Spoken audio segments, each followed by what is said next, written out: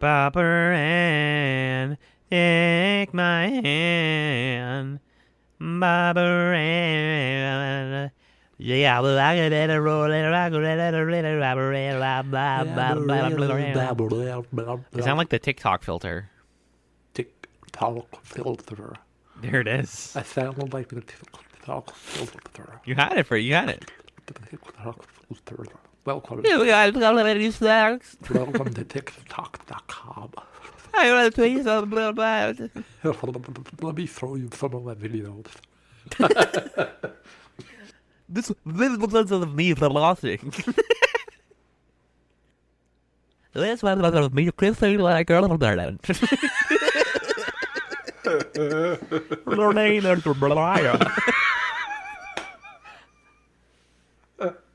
That's a funny voice. 50,000 likes. Whoa,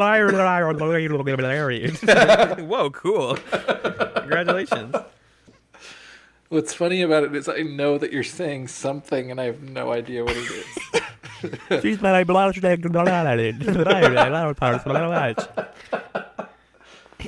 It's kind of like that video of what English sounds like to non-English speakers, where you're like, "There's definitely words in there." Yeah. And so it begins. There's a hole in your mind. What do you want? No one here is exactly what he appears. Nothing's the same anymore. Commander Sinclair is being reassigned. Why don't you eliminate the entire non-homo? I see a great hand reaching out of the star. Who are you? President Clark has signed a decree today declaring These martial orders law. have forced us to declare independence. Let's let people get off their encounter-suited butts and do something. You are the one who watch. To Zahadu, you will die. Why are you here? Do you have anything worth living for? Think of my beautiful city of flames. Giants in the playground. Get the hell out of our galaxy! We are here to place President Clark under arrest.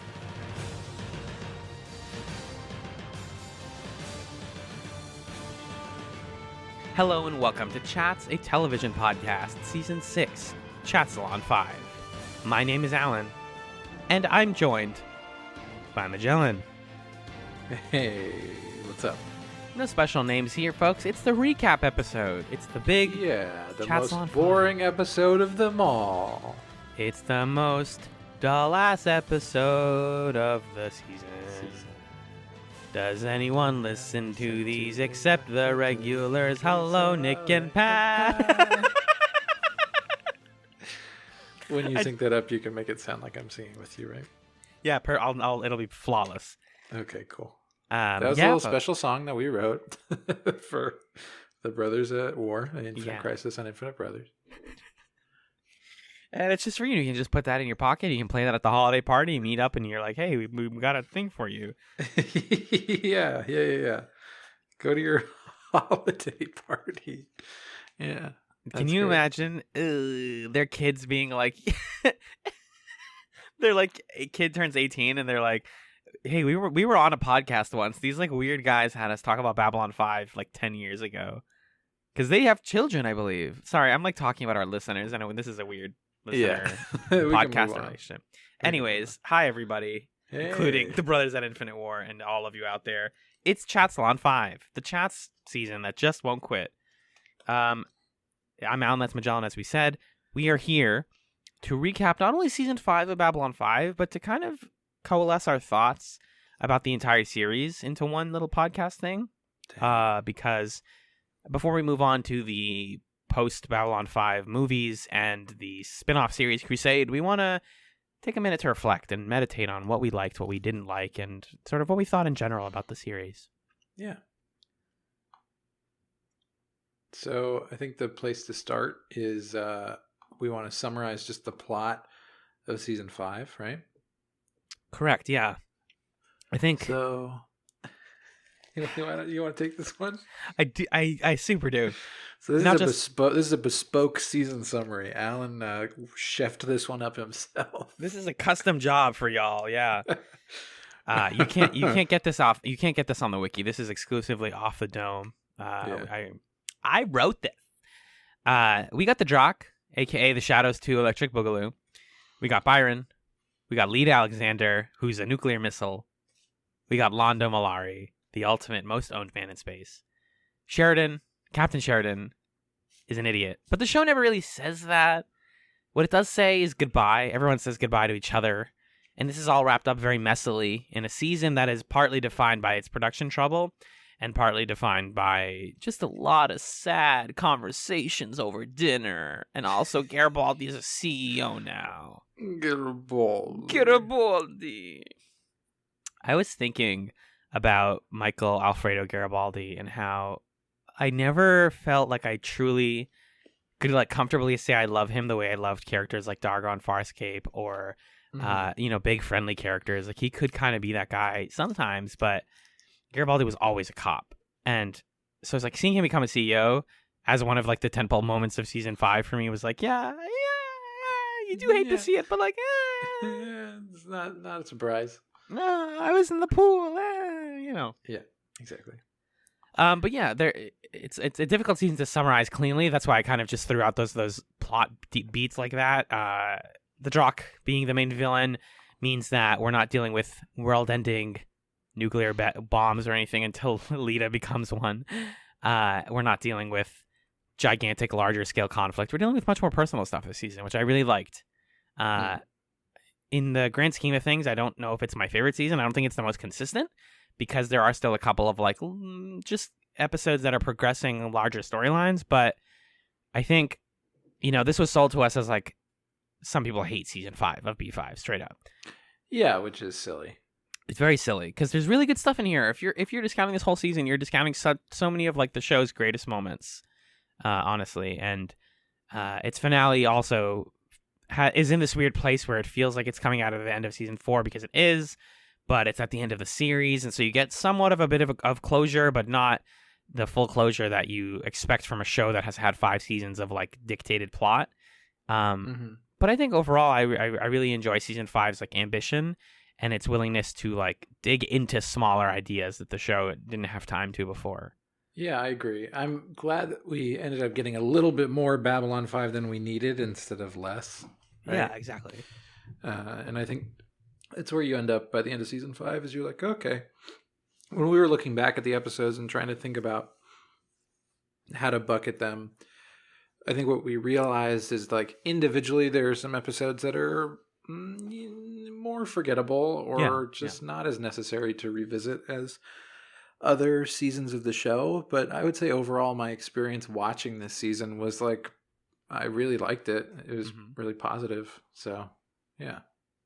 Right. It's like you said, you don't have to. If you do get a show that goes on longer, sometimes shows will go on multiple seasons longer than they should, or sometimes shows will just go on a couple episodes longer. But like this one season feels like a very clear, like, hey, we got extra time. What do we do with that extra time? What do we have interest in doing as the showrunners? Excuse me.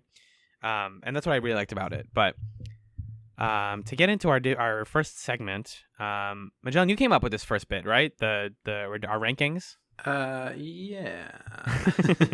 You're responsible. If this is bad, you're responsible for it. If it's good, then thanks to you for doing it. Yeah. So I will admit that I was no fan of the season 5 opening when it was first introduced to us. I believe I used some strong words, called it stupid, perhaps, or silly, or whatever. But over time, I became more and more fond of it, and I'm fond of it to the point that now I think it's a worthwhile exercise to go about ranking the lines that are included in the season 5 opening. So that's what we're going to be spending our time doing first here. We're going to go from number 21 to number 1. Right. In ascending order, all of the lines that are used to open up each episode of season 5. So I guess we could trade back and forth. Does that sound good to you? That sounds perfect. Okay, so coming in at number 21, by far the worst, most forgettable. I didn't even know it was there until we saw the script. At some point, Bester says, "Weapons supplies." Not good. It's so quiet. Like, I'm going to be playing clips from these, but I'm like, fixing the volume and everything. But when you actually watch the theme, it's just like, what?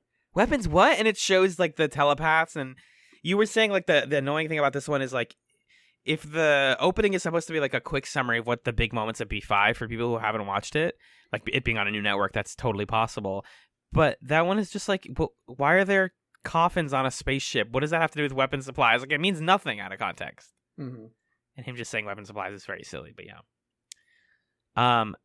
Number 20, Jeff Sinclair. Nothing's the same anymore. Which is evocative, but not that evocative.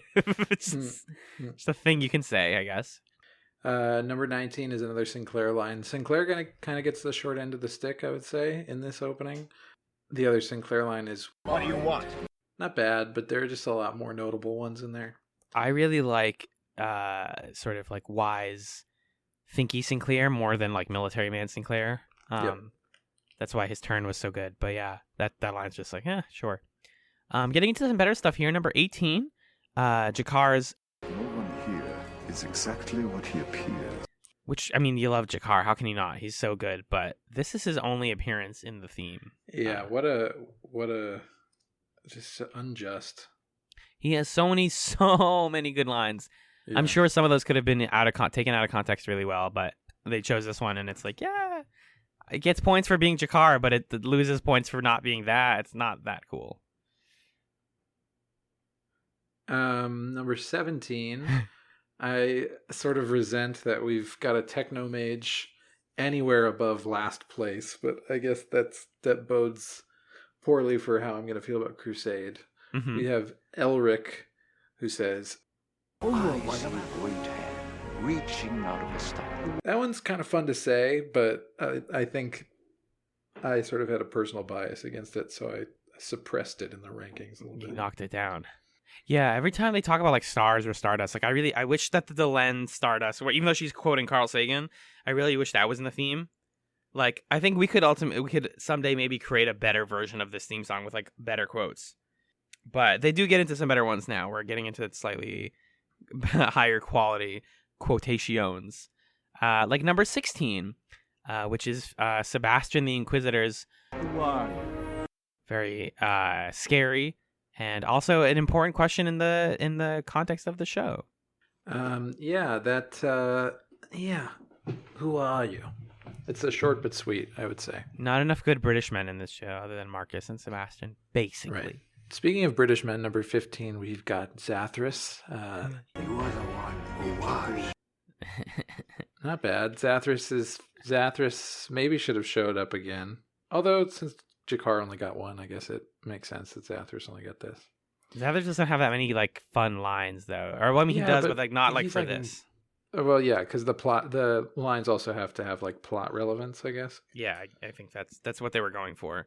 Yeah. Interesting that he made it this high on the list. General Haig on number 14. Commander Sinclair is being reassigned. I think what I like about that one in the position of the opening is that it only functions as a plot line. There's no fondness for like this person. There's no emotion in it. Yeah.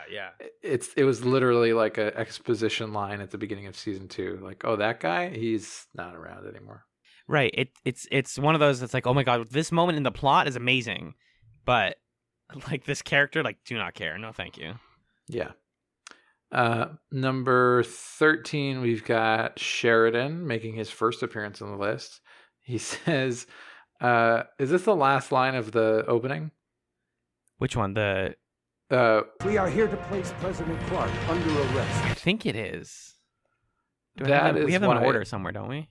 Yeah, we do. Yeah, it is the last line. It's the last line. What a dumb one to end on.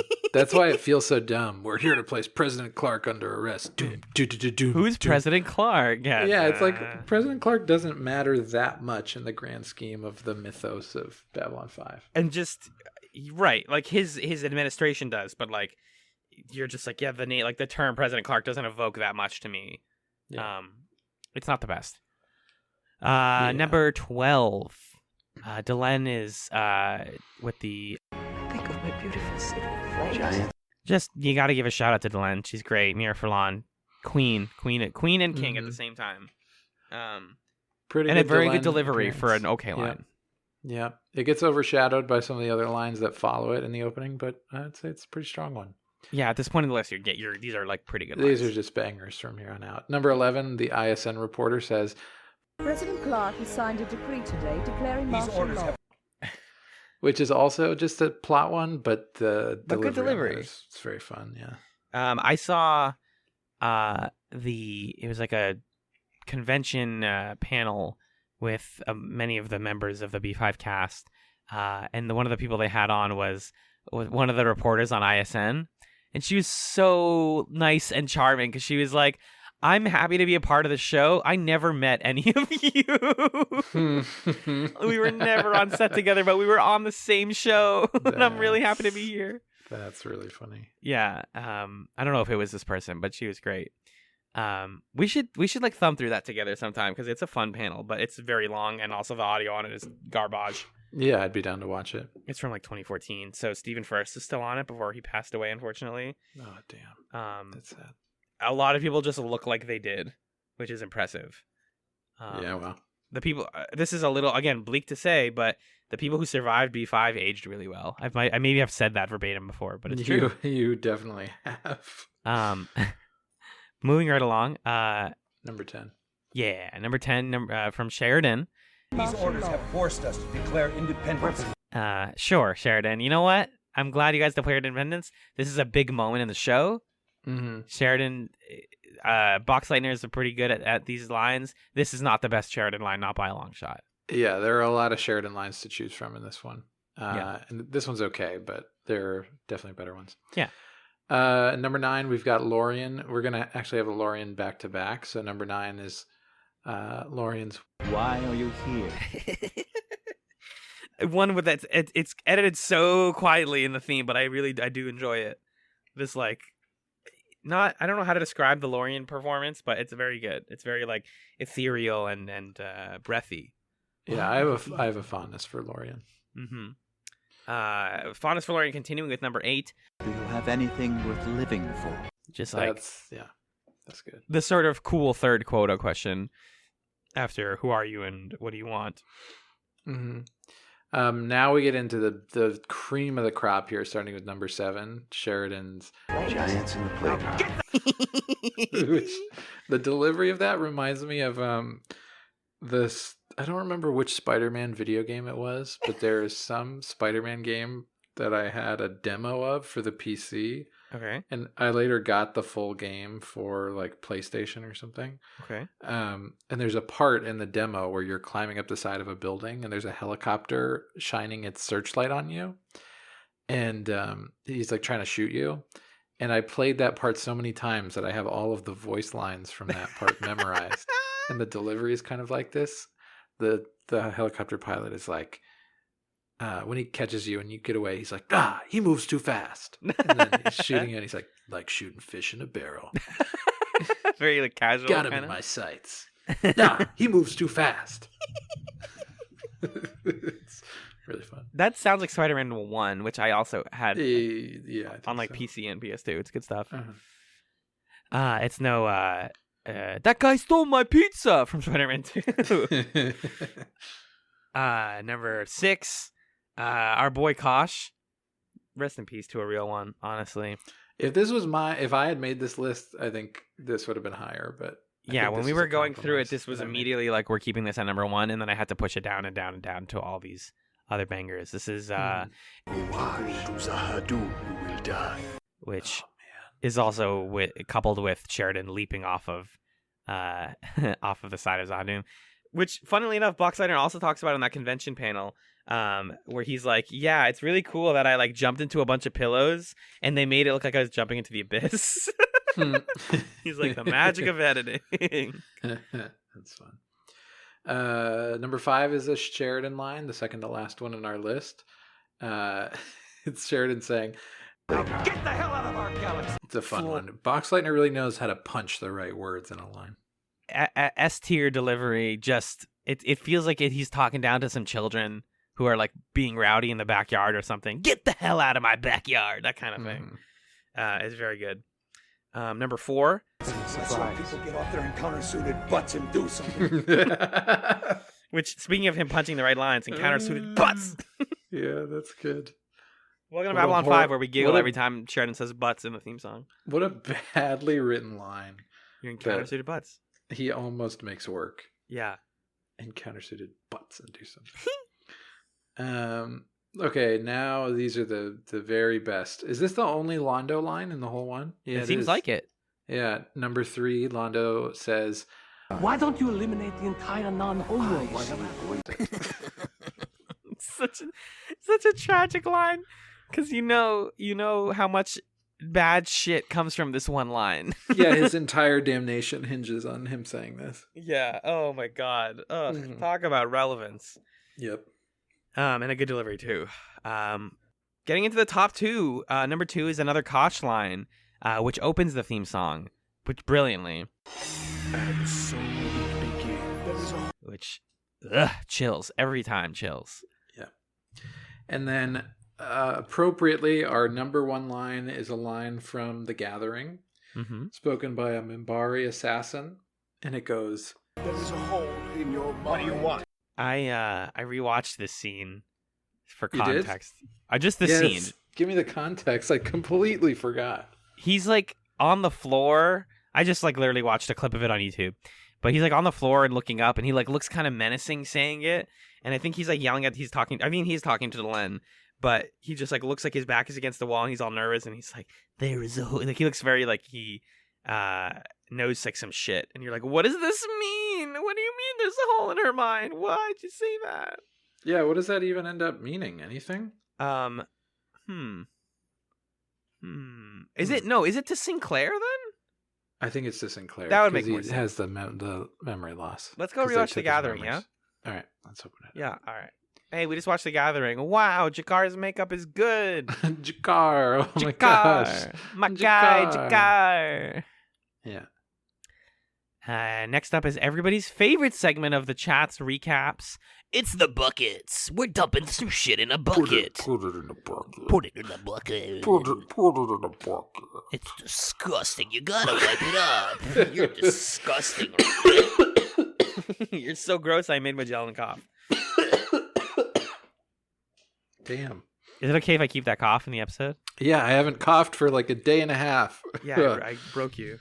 You summoned it out of me. Good. All right, let's start as we always do with our buckets, with our low lights. Low lights. You gonna give me the low line? Nope, we save that. Yeah, don't steal that bit from me. Don't you dare. Don't you? it. Don't you? So the lowlights, well, we have 4 buckets. We have lowlights, fine, highlights, and essentials. And the idea behind the bucketing is we would never advocate that you pick and choose episodes to watch God, from a no. show. Fuck a skip list. No.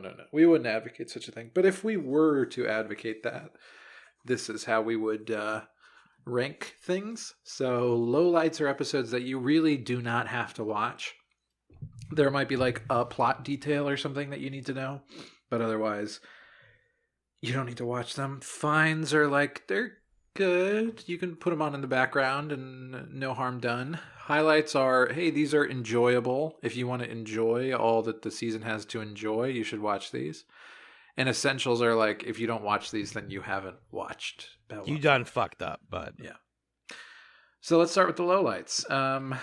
And we can go through these a little bit quick. They're actually mostly all bunched together, except for my first one, which I'll start with. Sure. Episode 3 of the season, The Paragon of Animals. So The Paragon of Animals is really... The reason that it's in a low light for me is because I just barely remember a thing from it. Mm-hmm. It's the one where Jakar is like working on the declaration for the Interstellar Alliance, and there's like Raider stuff going on, and Garibaldi's looking for telepaths to help him do something. And I couldn't tell you another thing about this episode, dude. I mean, Garibaldi, like, it's him looking for Byron. It's early telepath stuff. I think what we're gonna get to, one of our conclusions here is that the telepath plot and the Byron plot in particular is in general a low light of season 5. Mm-hmm. Because it's very hastily done. It's very like rushed, and he's not a very good like leader character. And then his like death is very, very predictable and just like kind of happens in a way you'd think it sort of will. That's the idea that I have, like the thought that I have swirling around when I think about the Paragon of Animals. So yeah, sad to say it, but that's definitely in the like lower section of season 5. Right. Should we do mine next? Yeah, let's do it. Season 5, episode 5. Learning Curve. Learning Curve. In theory, a cool episode, right? We got Minbari Rangers. We have Garibaldi investigating Lockley. And then we have a Zack plot that's kind of nothing. Again, just this is like that segment of the season where like there's memorable moments, but overall, I'm not here telling people like this is one of the best parts. I do like stuff happen, a little bit of stuff on Minbar before those characters come back onto B5. I want Ranger lore, but this is not the kind of Ranger lore I want. I think if there's like, we'll get into like little minor complaints we have about the show, but that was one of those sections that once I saw like in Deconstruction of Falling Stars that the Rangers lasted, at least in the public mind, for hundreds of years, that when we see them in the present, they are just a bunch of like karate boys fighting each other for honor, which is less exciting. I actually think that the Ranger stuff is handled a lot better towards the end of the season with Lanier. But even then, it's like not my favorite stuff in the season. So yeah, definitely on the lower end of my episodes in the season. Yeah, it's just sometimes you can get filler episodes that are like cool and present an angle in the world that you didn't have before. And sometimes it's like, okay, that was fine. Why don't you do your next one so we just do them all in order? Yeah, this is getting right into it. Season 5, episode 6, Strange Relations. So we're following up a semi-stinker with another semi-stinker. Off the top of your head, do you remember anything about Strange Relations? Oh man, let me check the summary and I could tell you.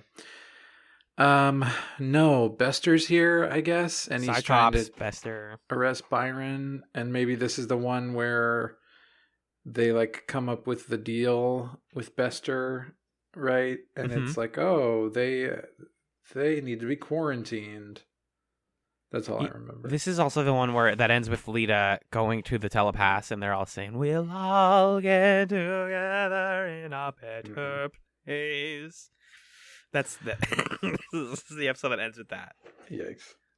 So it's kind of a bad omen of things to come. Uh-huh. Our final lowlight is the next episode. So this is just not a good chunk here at the beginning. Almost 4 in a row, only broken up by a view from the gallery.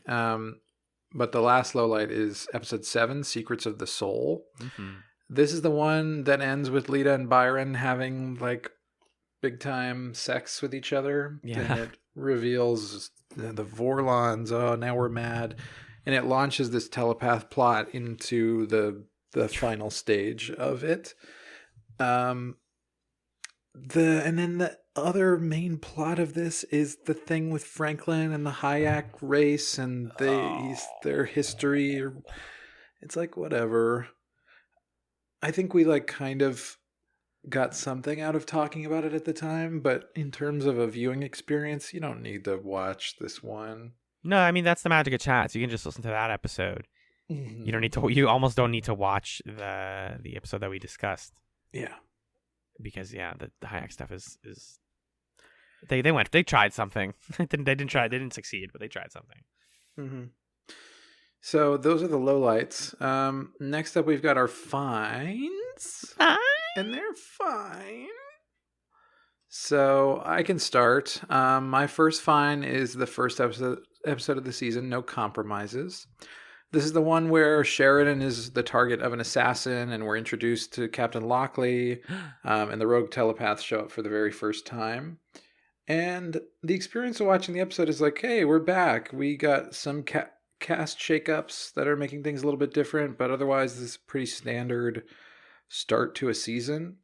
And it's interesting to see Sheridan's the president, so what does that mean for like what he has kind of jurisdiction over and what's going to be different about the decisions that he makes? I think the thing that makes this episode fine is that it doesn't really feel connected to how the season actually develops, I would say. Because I don't know, we just don't get, maybe that's not true, but I get the feeling that the way that this first episode feels, or how I felt watching it, is it would be more sort of like, okay, day in the life, Babylon 5, Sheridan and Lockley kind of balancing what it is they have control over. But then really the part of this episode that ends up sticking around is the rogue telepath stuff, which is probably the least interesting part. Exactly, and it goes on to bog down otherwise really great episodes. Yeah. So Like- that one's fine. Like, for example, episode 10, A Tragedy of Telepaths, which really exemplifies the sort of like up and downness, the peaks and valleys that is season 5, because on one hand, Londo and Jakar are on Centauri Prime investigating why they're developing more military tech.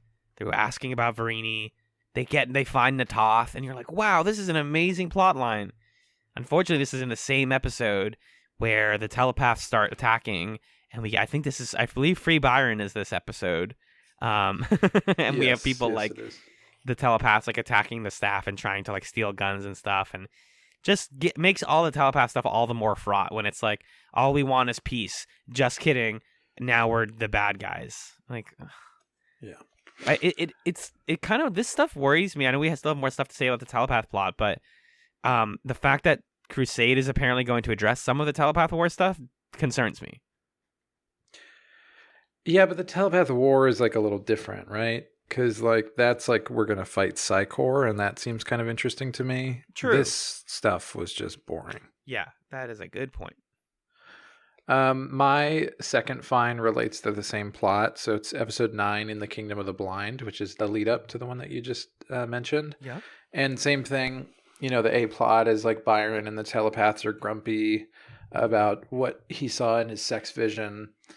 And then on the other side, Londo and Jakar are hanging out on Centauri Prime. They run into the Drock for the first time. The finance minister guy gets killed. Hell yeah. They're in the secret hallway, and Jakar is ready to save Londo's life, and it's an amazing emotional moment. So you have an episode that has like a really fun plot mixed with just a boring thing, and that makes for an overall fine experience. Mm-hmm. Yeah. It really boils down to like the telepath stuff sucks, right? I just feel like right, yeah. Every episode that's here in these bottom buckets, it's because of that. And it's dragged down by that too. Like what differentiates these finds from the lowlights is like the lowlights kind of don't have any good plot lines, or at least nothing that's like very memorable. They have good moments like every episode of the show does, but these episodes at least have like stuff in them that I'm super into that again just really brought down by the abundance of telepath plot early on. Yeah, and I think what I'm sort of coming away with from season 5 is that the way that it was presented to us, or that we heard about it, was season 4 is the season with no filler, and then you get to season 5 and you're like, whoops, there's filler again. Right. And I don't actually think that's the problem with season 5, because there are a couple episodes in here that I would argue are filler episodes that are really great. And when we get to them, we can name them explicitly. Totally, yeah. I think what the issue is that there was a plot that was just stretched beyond what it was capable of supporting. Really. Yeah. If anything, you can make an argument that like Lita discovering that she's a bomb, or discovering that the Vorlons created the telepaths, feels like, ooh, this telepath war stuff already ran out of steam. We need to like jimmy it up with a little bit of something. We have to like give it a big moment. It feels like it's crafted. It's crafted for that. Yeah, it just feels like, well, it feels like it's crafted for that, but then it doesn't really fulfill that idea of like jimmying things up. Yeah. I would have loved to see Lita get to where she gets to at the end of the season by the middle of the season. And then we get a little bit of her actually being there. Yeah, and then we could have like the Dark Phoenix saga of Lita Alexander as like one of the back half of season 5 plots. So much missed potential in that. I just think that the pacing of that would have been way better. Like, give us whatever. You can give us the Byron stuff, but you can wrap it up instead of across like 8 episodes. You can do it in 3 tops.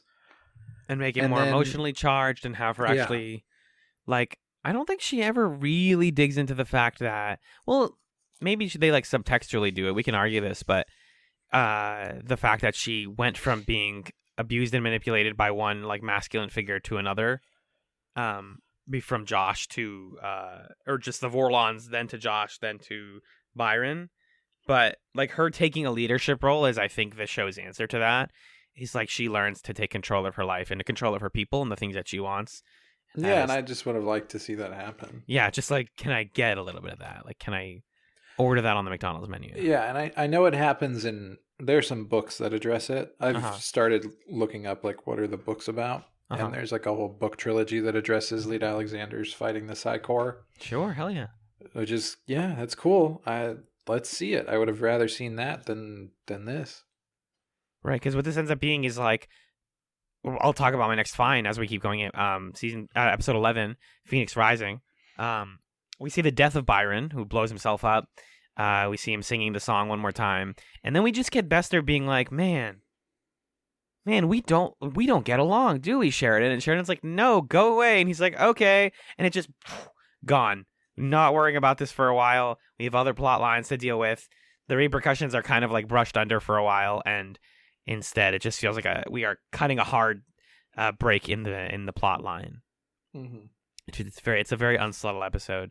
I think the reason this one's is a find though is mostly due to both Lockley and Garibaldi. Lockley like trying to talk to the telepaths ends up being a little interesting, and then Garibaldi learning about the block in his brain, the Asimov lock, and like trying to kill Bester and all that stuff happens in Phoenix Rising. So again, that stuff's very cool, but I don't need this, like, we're all going to die for Byron, and now he's the martyr figure that he always knew he was going to be, and then we just move right along past that. Yeah. Speaking of the Garibaldi stuff, my next fine episode follows up on that. It's episode 12, The Ragged Edge. Mm-hmm. And this is the one where we see Garibaldi's fully relapsed into alcoholism. He has his failed mission on the Drazi homeworld. That plot, it's fine. I mean, I think it's just the definition of fine. You can turn it on, watch it. It's interesting to watch, but then when it comes down to it, it's not the most consequential plot in the season, because I don't even really know what comes of that. It's just that, like, the Drazi seem to be hiding something. Yeah. But then we have to go back to the Drazi homeworld a whole another episode later to actually figure out what's going on. And then the counterbalance to that, the strong part of the episode is we get the beginnings of Jakar being like a religious leader for his people. And every instance of that plot is super delightful. So I would say it was kind of a hard balance. I think in another season that maybe didn't have, because season 5 has some really strong episodes. Mm-hmm. And I think maybe in a season that didn't have that, this episode might have fallen a little bit higher because of the Jakar stuff. But the Garibaldi, I was not super interested in the Garibaldi alcoholism plot. I think it made sense, it needed to happen, but then watching him sort of sabotage these missions, it's not the most compelling experience. Yeah, I mean, we're like in the string of episodes here that ends with Garibaldi drunk, and everyone's like, "Where's Garibaldi?" That like happens 3 episodes in a row, pretty much. Yeah, in various ways before someone has to be like, Lisa's back, bud, and then he has to be a person again. Yeah. That brings me to my fine episode here, episode 14, Meditations on the Abyss, mainly starring our friend Lanier. Our former friend, now that we finished the series. He's canceled. Fully canceled. He comes back. I like the moments in this episode where Delenn like breaks a guy's finger. Delenn gets to be a character, gets to be kind of cool for a little bit, but then we turn the camera towards Lanier, and he's back, and he's like, Delenn, I'm here, and and he finds out he's gonna betray the Rangers, and it's all this stuff, and he's like captain, and all that plot line gets wrapped up in is just Lanier starting to identify his own problems and what he needs to work on. Him right. And like countering himself with Findel. Another thing that bolsters this episode and definitely brings it to fine status is the Veer plot, which is brief but satisfying, where he finds out that there's a bug in Londa's quarters and goes to attack the guys who put it there. We don't get that many like ridiculous comedy moments, but when we do, they're great. So yeah, definitely puts this one in a fine though. Yeah. And that rounds out our fine category. So should we maybe throw it to some emails before we finish up the rest of the buckets? I think that's a good idea. Okay, let's do it. What do we got? Our first email is not opening on my phone in the slightest. Here it is. Our first email comes in from Nick, who did us a great favor and sent us a bunch of questions, 6 questions for us to answer. Now that we're at the end of Babylon 5, we can answer these. So I'll just go down these as we answer them. Number 1, did it meet the hype you had when you were first convinced to give it a try for Chat's Pod? Let's see. So I feel like we've had this one recommended to us for quite a while, right? Definitely, yeah. I remember people mentioning this even back when we were covering Farscape. And by people, I think I specifically am thinking of Dan. Yeah. I think Dan has been mentioning it and recommending it for a while. I was listening back to our coverage of the newsroom, and there's a little part where he sends an email and he's like, this part of the newsroom really made me think of another show called Babylon 5. I remember that. I know I bring it up a lot. But it's really good, you guys, I swear. Yeah. You were right, Dan. Thank you. Yeah, it's fantastic. I think it definitely lives up to the hype. I don't think you can hype it up enough because I think people have a sort of cap in their minds of like, well, this is how good a show like that could be. And Babylon 5 is just better than that. Yeah. I think so. This now gets in. I think this is as good a time as any to talk about like my fundamental problem with Babylon 5, which is like keeps it from being in like my top shows of all time. Because Okay. I'm chewing on this a lot in the last couple of weeks, and I'm ready to dig into JMS and his bull crap. Here we Okay. go. Okay. The show is about like fighting fascists, but then like just like kind of do another fascist government, or they just kind of like do another dictatorship, Right. Yeah. and they never address that. Right. Like when we say that, I just like stood up. I just sat up in my chair. Well, when we say like, oh, blank, blank, blank happens, and they never addressed it. The reason is because we expect them to address it because this show is really good at caring about its politics and its characters and why they do the things they do.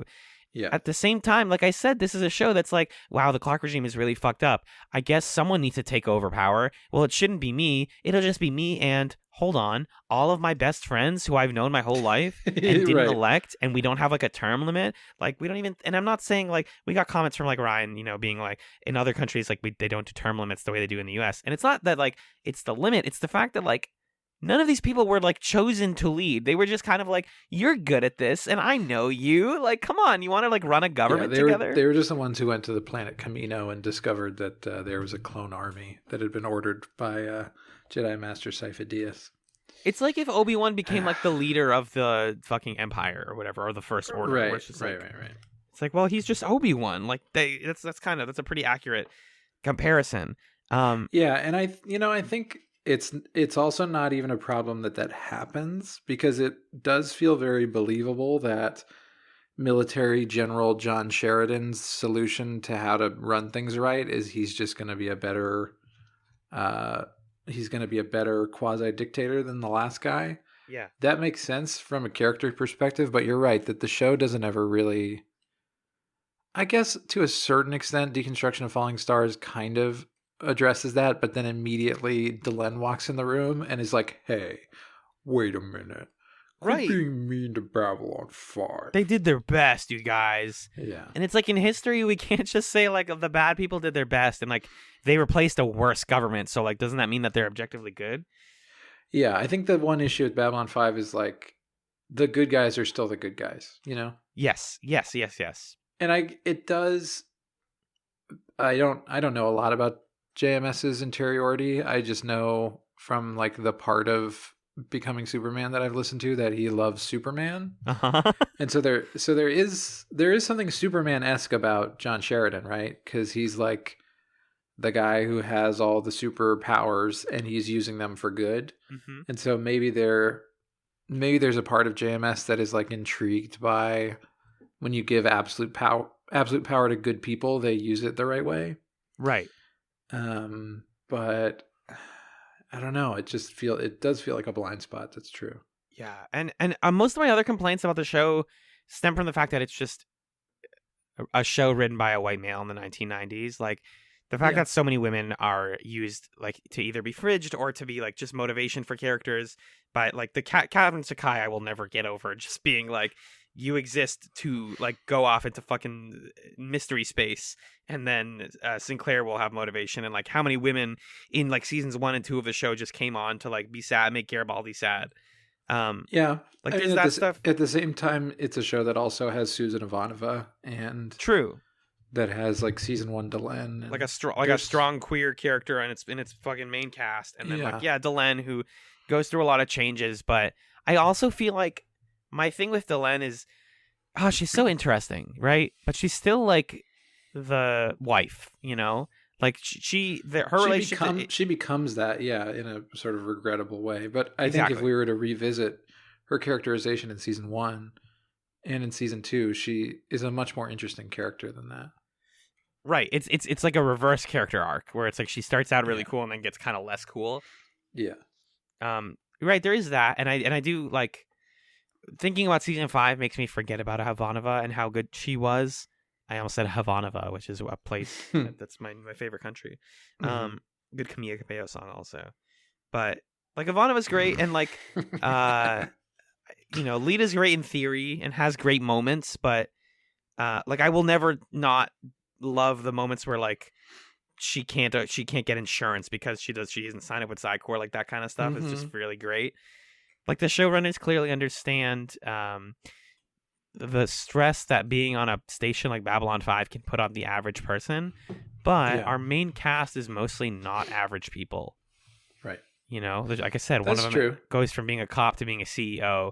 One of them goes from being like a military general to being the president. Like it's just like that moment in Sleeping in Light when they're all sitting around the dinner table. It's just like you are watching old men become old men that are like successful and resting on their laurels. Like they are chilling.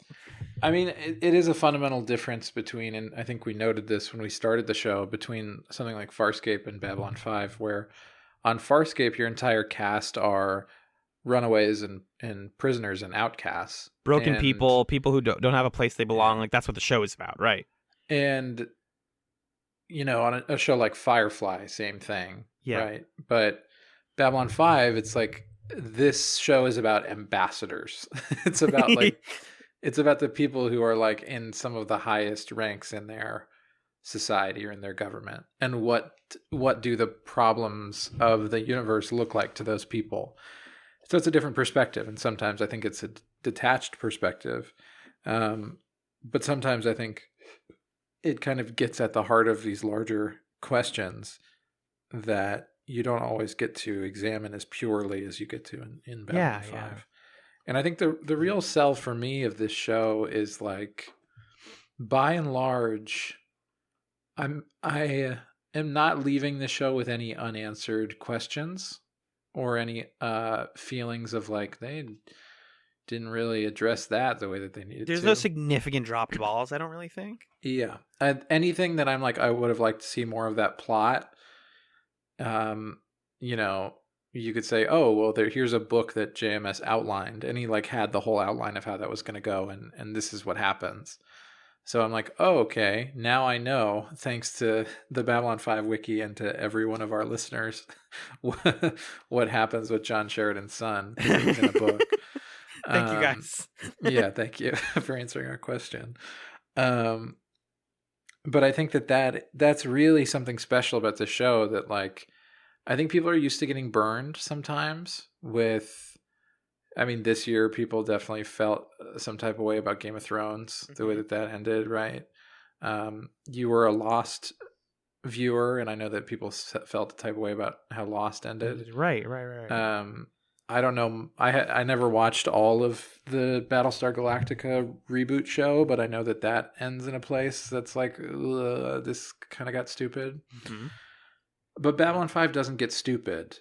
It gets kind of slow, and there's some stuff in the last season that's not great, but it doesn't ever feel like they totally screwed up something great. It feels like they set out to make 5 seasons of a thing, and they did it. And it gives you everything that you would want in the span of that. And in American television, it's so rare that you can say to someone like, hey, watch this show. It's a whole thing.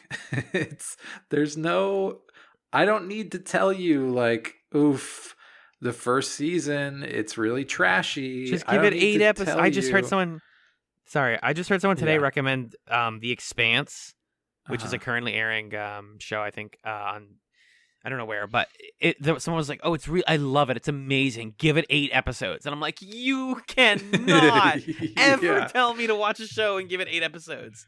That's Yeah. illegal. Yeah. Babylon 5 is immediately interesting. Even The Gathering is interesting. Yeah. And like it, it has its quirks and it has things about it that are not the best. And that's just going to come with the territory. But I think that it really is a show that you can hype up and recommend, and it lives up to the hype. Right. Yeah. And those early moments do hold up to like repeated viewings and scrutiny, which not every like show does too. Because, Yeah. the way that this whole like dream of like, oh, the showrunner gets a whole plan, they planned out the show and then they made it. The way that often it works out is like the beginning is slow because they're telling you, trust us on this. You need to believe us. It's going to go somewhere. But it's like, Yeah. no, I mean, Babylon 5 like kind of starts okay. It starts interesting. It's a little goofy. If you can get over that, you're going to get into one of the like strongest, like coolest sci-fi shows of its time. Like it Right. really, it did, to go all the way back to Nick's question, it did live up to the hype. Mhm. I don't think, like I said, these different problems bring it down from like one being in my favorites, but like, yes, I really, really like the show, and I'm very happy that it was recommended to us, and I think in a lot of ways it's super held up to hype. Yeah.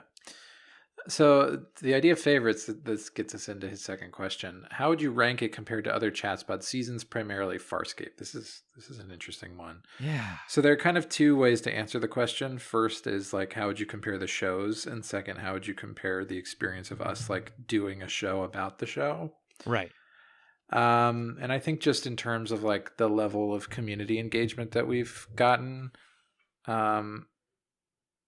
you can only really compare Scape Chats to Chatzylon 5. I think other shows that we've done, we've had fun with them and we've had people who've listened along with us. But these big shows, I think, were the two shows where we had kind of the most engagement and the most consistent back and forth with listeners. Yeah. So that was really special. I'm like going back here and there and listening to parts of our catalog, partly because it helps me fall asleep and partly because it's interesting to think about like how we do things and what should we do next and that sort of stuff. And I will say that it's been fun for me to listen back to the chats room and listen to us watch something that was bad. Yeah. But obviously Babylon 5 is so much better than the newsroom and does journalism episodes that are better than the newsroom. Than like anything the newsroom has to say about journalism. Yeah. And yeah, I think really if we're thinking about in either of those metrics comparing Chatspod season or the show itself, I think Babylon 5 can only really be matched up against Farscape, with some honorable mentions to like, it's fun to hear us yell at Aaron Sorkin on the chats room. And I remember some of the conversations we'd have about love on Daisy Chats that I thought were interesting and things like that. But anyway, so that's my way of introducing us answering the question instead of actually answering it. I don't know. Do you have a clear thought right off the bat of which one is better for you? The thing you were saying about like judging the show versus like judging the podcast is always difficult, because I too have been like trying to listen back to old stuff of ours, because it's really good to have perspective now that we're like, pretty much half a decade into doing this. And remembering like, yeah, we were different people back then fundamentally, but like at the same time we were still, trying to make a good show and like coming from the same inspirations and learning from ourselves. Like from minute one we were doing that. And so like I think when I think about like what's my favorite chat season, it's always getting better. It's like kind of in my opinion it's getting linearly better. Like better pacing, as a listening experience. I really hope so. If people don't agree with that, I mean, do tell us. Like I want to know like what people think about like how Chats episodes are as a listening experience beyond just like I like it, it's good. Like Yeah, I mean, value they've that. in the subreddit set up by the Brothers in Infinite War, which you can go check out. It's r/chatspod. They've been doing a weekly listen of Scape Chats, like a throw chats Thursdays is what it's called, and Scape Chats sounds bad. It sounds like dog shit. Yeah, the audio's bad, and there are like 10 or 15 discrete pieces of advice I could have given us. I yawned a lot into the microphone, and like that is just some basic shit. But so in terms of ChatSpot, I guess Chats on 5 has been a better thing. That said, there's just something magic about like the first one. It'll always be magic, of course. Yeah, and like hitting the really high highs of Farscape and ending Farscape. There's just something special about that. So I don't know, when I think about like Farscape or Babylon 5, it's hard to know which one's better. I think in my mind, Farscape holds a position nearer and dearer to my heart because it's like, because it's way messier and because it's way goofier than Babylon 5, and because it was like the first thing that we did, it's like our thing. Yeah. You know? Yeah. Like I don't recommend it to that many people. I'm not like, it's not at the front of my brain when I think about like sci-fi shows to recommend to people, but it's a wonderful show. But it's just very sloppy. It's very messy. Yeah. I think Babylon 5 is like, I could recommend it to any sci-fi fan or any person who likes like prestige TV, honestly. Like if you like Game of Thrones, you'd probably like Babylon 5. 100%. Yeah. But Farscape, I'm only going to recommend to you if like I know that you're cool. you know? Like you're in a club if you like Farscape. Yeah, if you're legit, then I'll tell you about the Australian Puppet Show. No, not that one. The other one. So yeah, I think Farscape's a worse show, but I think it feels more special to me. More special show. It makes you feel special.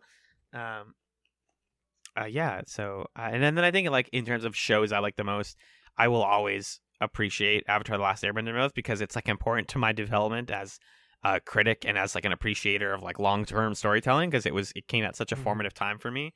But that came in that couple of seasons of chats where it's just like, oh, we're kind of just doing good podcasts now.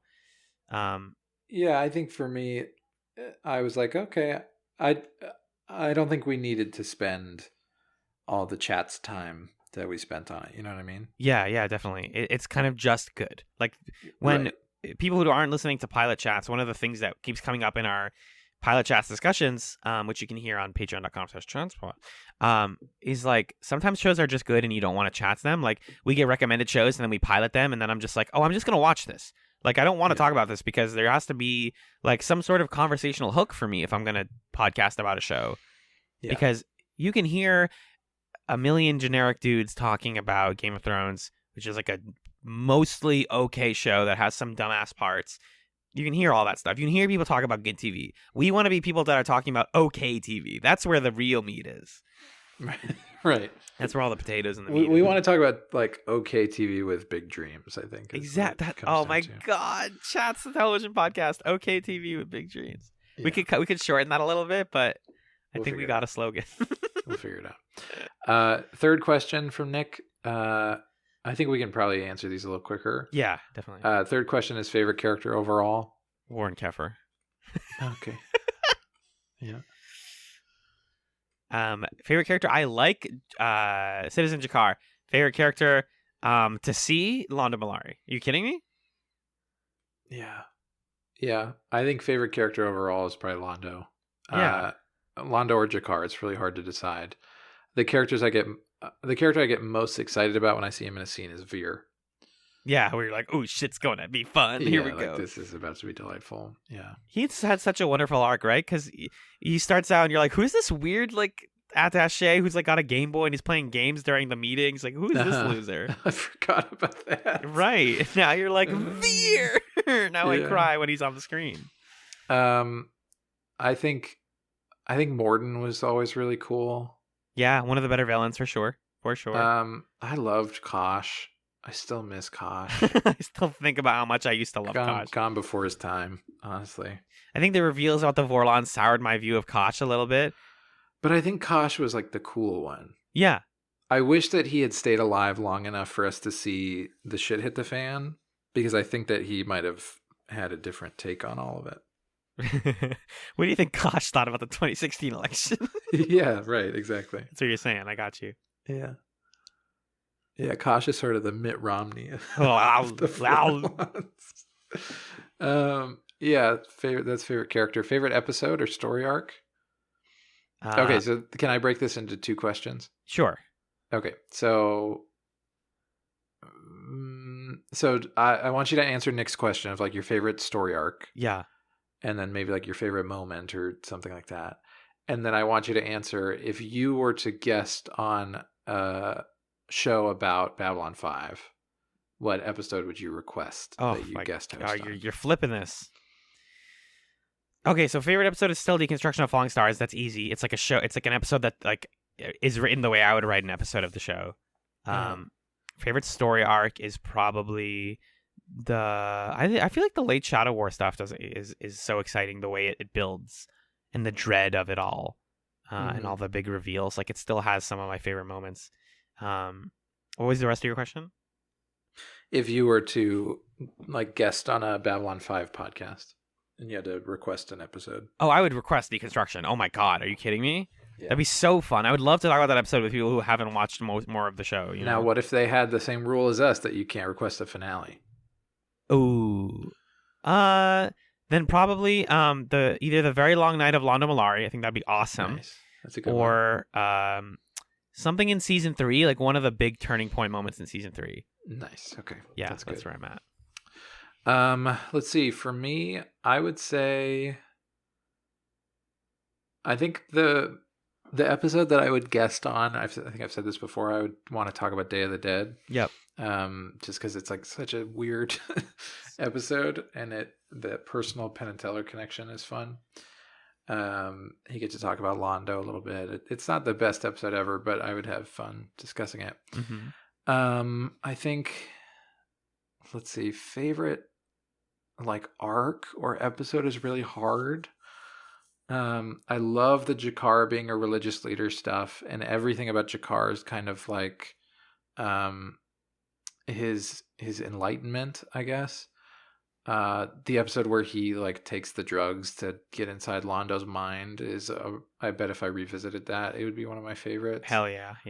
Gosh, I at first really liked how Sinclair's story arc wrapped up, until I realized that he was just sort of like a puppet for the Vorlons, which is a huge bummer. But I think the part of the show, I think the thing from the show that I think about the most often is the finding out that the Vorlons are like evil, basically. Such a good reveal. Really thinking through like everything about our society and what we conceive of as like good was invented and implanted by the Vorlons. Mm-hmm. And I still think about like the angel encased in ice, and just thinking through like shadows and Vorlons and what each of them represent, and how do we find a middle path that's like separate from them, and how do we know that we're really living by what we believe as opposed to some echo of what the Vorlons believed.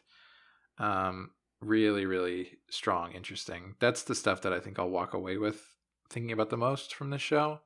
So I would say, just like what you said, the late Shadow War stuff is probably my favorite arc. Yeah, just the way they seeded these big ideas with imagery that made you go, oh my God, you're kidding me. You guys really did have this planned out from the beginning. This is bonanza. Yeah, for sure. Yeah. Do you have a favorite line? That's his next question. Yeah, I've been thinking about this one because I wanted to have a good answer. I have a good line. Is it okay if I read it? It's a little bit long. Yeah, do it. So this is the Narn image talking to Jakar in Dust to Dust. That's like the vision of his father, like that whole thing. Yep. Talking about the Narn and what they're going to be if they keep fighting with the Centauri and all that. What is there left for Narn if all creation falls around us? There's nothing. No hope, no dream, no future, no life. Unless we turn from the cycle of death towards something greater. If we are a dying people, then let us die with honor by helping the others as no one else can. He says, Jakar responds, I don't understand. And then the Narn guy right here, this is the moment. Because you've let them distract you, blind you with hate. You cannot see the battle for what it is. We are fighting to save one another. We must realize that we're not alone. We rise and fall together, and some of us must be sacrificed if all of us are to be saved. Because if we fail in this, then none of us will be saved, and the Narn will only be a memory. And the reason I really love that quote is because it feels like it has that gentle hand of like a showrunner being like, guys, we're talking about us. Did you get it? But like it's still like pretty subtle and like poignant without being too like there. Like most of the Jakar lines I could have picked are like, yeah, this is just poignant to life and it resonates with me and I love it. But this is like the show is talking to you straight up and being like, you're gonna blow yourselves up, guys. You got to get along with each other. Yeah, I really like that. What about you? Great one. That's really good. Thank you. I think my favorite line is when Kosh says, No. That's by far my favorite. Fuck out of here. Yeah. Eat my ass. Wow. Get your encounter suited butts out of here. No. Love Kosh. Big Kosh fans here. Big Kosh fan. Toilet book. Everybody. Yeah, I don't know. I think I didn't do the prep here to look up what my favorite would be. I think it'd probably be something Londo says, but I just can't. Can I give you one? Head. Yeah. Dancing shoes. Oh, you're right. Yeah, you're right. Let me find it. You're right. Londo dancing shoes. Yeah, could you find that one for me? Londo dancing shoes. Babylon 5. Oh man. Oh, this one's good too. I found another good Londo one. After when he's talking to Veer after Veer kills Cartagia. Yep. And by the way, Cartagia is one of my favorite characters. Absolutely. Londo says, I cannot tell you that your pain will ever go away. I cannot tell you that you'll ever forget his face. I can only tell you that it was necessary. You may have helped to save our people. You did a hard thing. But you still have your heart, and your heart is a good one. You would not be in such great pain otherwise. That means that there is still hope for you. And for that, I find that I still envy you. Yes. That's a good one, right? And it's great to compare that to Londo in season 1 with dancing shoes. You want to read it? I just put it in the chat. This, I think, definitely is my favorite line. Something my father said. He was old, very old at the time. I went into his room and he was sitting alone in the dark crying. So I asked him what was wrong, and he said, my shoes are too tight, but it doesn't matter because I've forgotten how to dance. I never understood what that meant until now. My shoes are too tight, and I've forgotten how to dance. That is just so sad. Oh my god.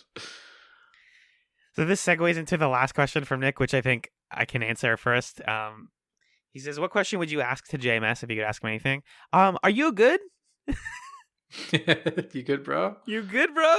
You want to hang out? Do you want to hang out? Do you want to like get a burger? Do you want to?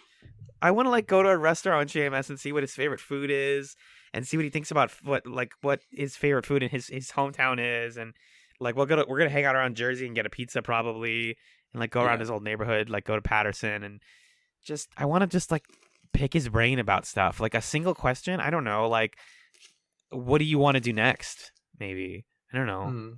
It's tough. I would never ask him anything like, do you want to bring back D5? Because he gets that literally every 5 minutes. But just like, what do you like? What's going on? Like, what do you got? I can think of 2 questions that I would ask him. By the way, the addendum in Nick's question is why haven't you asked him, since he answers pretty much everybody on Twitter. That's why I haven't, because it intimidates me a lot. Yeah, because I'm scared. I'm super scared. I'm scared he'll answer. Yeah. The 2 questions I'd be curious to ask him. The first is, I just want to hear the process of like how similar or different the final product of Babylon 5 is compared to his initial plan. And like, are there things that he was surprised came up and he's like happy with how they went? Are there things that he like were in his original plan that changed and maybe they needed to, but it was hard to let go? I'm just really curious about like that process from him as a storyteller who crafted this thing over the course of 5 years. And like, TV is a medium that it's a village medium, right? Like it's hard, I think, to be someone who has such complete creative control over a television show. So I'm curious, like, how did he maintain that? How much did he maintain that? What changed that? Those sorts of things. And then the other question is, like, I'd want to know if he would describe Babylon 5 as a hopeful show. Ooh, yeah. And why or why not? Do you think it's a hopeful show? Yeah, I think so. I think it's like as hopeful as we can be, Right. It's hopeful while being like pretty brutally honest with itself. That's a good point. It's like hope despite all the warts. Like, because like you said, in the last episode, as a response to Trek being like, no, actually, we do bring all our crap into space. And what does that mean? What does that look like? What does that look like politically and on a state level? What does that mean? Yeah, I think it's a show that really helps you to see, like, we can achieve and become the best of ourselves. Like, it is actually attainable, but it is also hard to do. For sure. So those are Nick's questions. Do we want to move forward reading some other things? Yeah, we can read these two sort of like gag Sleeping in Light emails before we read our last one from Danny, because that one's more of like a personal overarching email. So if you want to read Nick's next email, that's just about like the viewing order and the David stuff. Sure. Okay.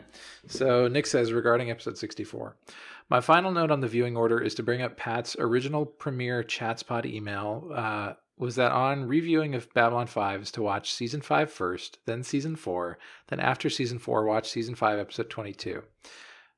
Certainly the tone issues you ran into, you can see how Sleeping in Light right after season 4 flows better. That would be so weird. Watch season 5 first. That'd be bizarre. But yeah, I think Sleeping in Light should happen at the end of season 4. To clarify the timeline, David turned 16, the Keeper in his present takes him, and eventually he ends up on Centauri Prime. Sheridan and Delenn team up with Jakar and Veer, eventually rescuing him, though getting caught in the process. And then other future events happen, including the death of Londo Jakar, and Veer's ascension to Emperor. He eventually defeats the Drakh. It was still October. I'd suggest the spooky... if it was still October, I'd suggest the spooky theory that Zach is actually dead, and him signing back up 6 months ago is when he died, and his ghost is hanging around Babylon 5 until its end. Oh, sure. I know it doesn't totally hold up, but whatever. Yes. I think that's better, that it's a ghost. Dead Zach. Zach is dead. It's better than Squall is dead, definitely. I like that.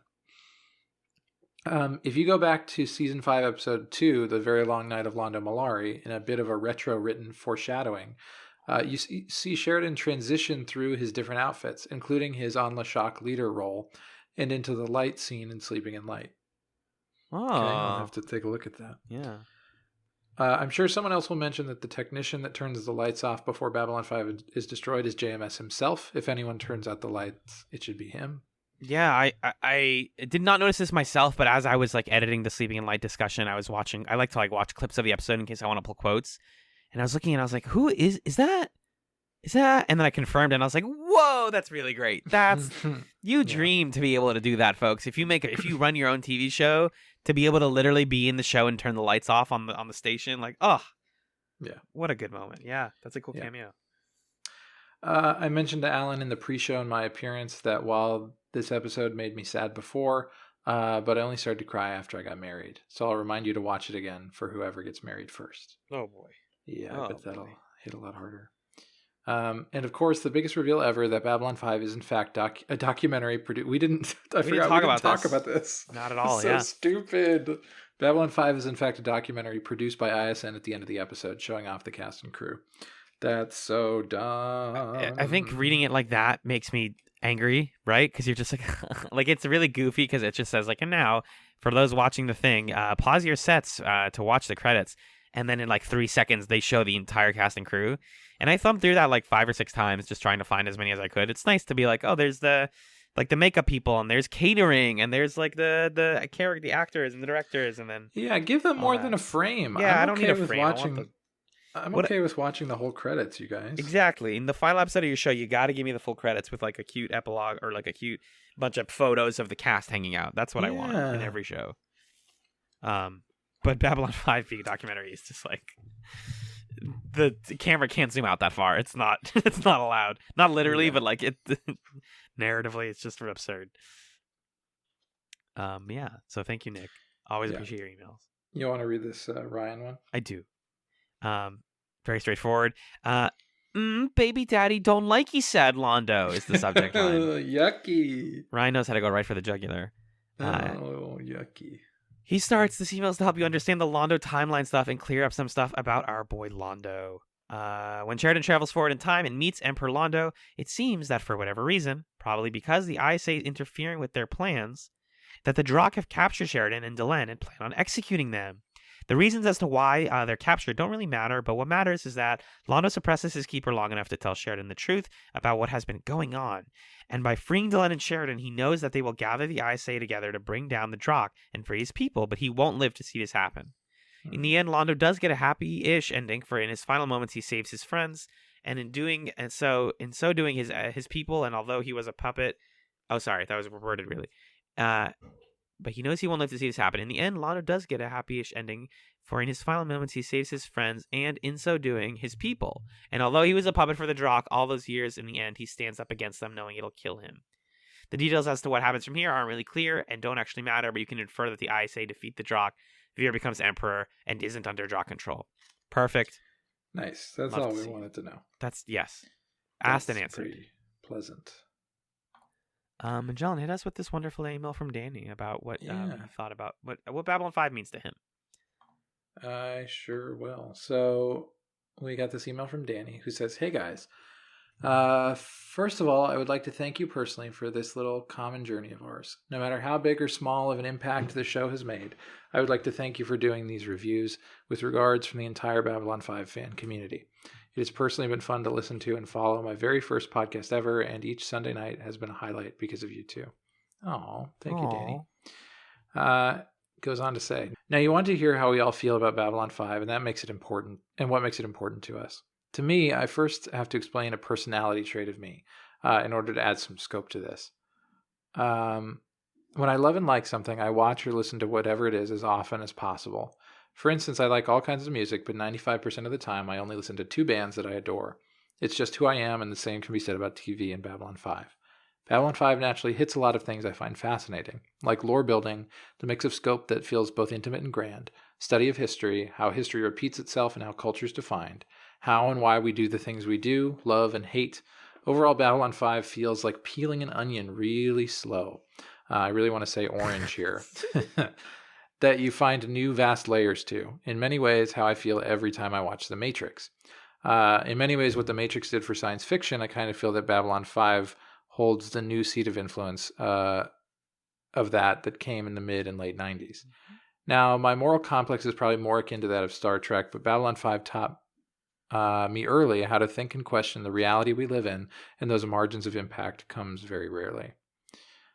In many ways, I'm still learning new stuff about Babylon 5. In particular, I learned a lot of references from just listening to your podcast. So when I say that I've watched something for countless hours and still can find something new to learn, that is truly incredible. Let's take the Brother Theo episode as an example. I'm not religious at all. Stefan, who guested on that episode, is. We have different ways of interpreting that episode, different connections to that episode, yet we still, the both of us, probably still feel the same emotions. But what we take from the episode is vastly different. That alone is worth admiring. Yeah, that was a fantastic guest appearance. Still. Truly. One of our best. One of our most happy to have him. Yeah. Danny closes out by saying, obviously we all know that Londo's great. We know Jakar is great. We know that Delenn is great. But what keeps getting me back to this show isn't them. It's the fact that I learn something of myself every time I watch. But more importantly, I also learn about how other people might take away something completely different. That's why I keep coming back. Again, I hope I didn't take too long and made all of you fall asleep. No, you didn't, Danny. Thanks once again and keep doing great work. You've added a new long-term listener, Danny. Oh, that's really great. Thank wholesome. you, sir. We got some wholesome comments on this one, folks. It's really wonderful to hear. Both how the show affected you, which is why we put out the prompt, and also what you thought about our whole nonsense thing, because we're just two weirdos recording audio. Yeah. And we keep doing that, and people keep listening to it and telling us it's good, and I still don't believe them. But thanks anyways. Yeah, so that was wonderful. I think Babylon 5 is one of those shows that's definitely going to stick in my head for a while, and really does hold up to a lot of different types of scrutiny most of the time. So Yeah. So let's take a break and then do the rest of the episodes. That sound good? Yeah, sounds good. Yeah, we still got a whole podcast to do. Whoa. All right. Hey, Jets guys. It's Nick here. Just wanted to say congrats on making it through Babylon 5. What it means to me. Babylon 5, of course, I've talked about how one of my favorite shows that I'll watch every year or two. But you guys made something special by letting me and others share your first time viewing and, living it vicariously through you guys and having a lot of fun with that. And probably I'll tune in again whenever I do my next Babylon 5 re-listen review. And looking forward to Crusade, as the show is known for saying that its demise is greatly exaggerated, because even at the end of Babylon 5, there's still more Babylon 5. Keep up the great work. Cheers.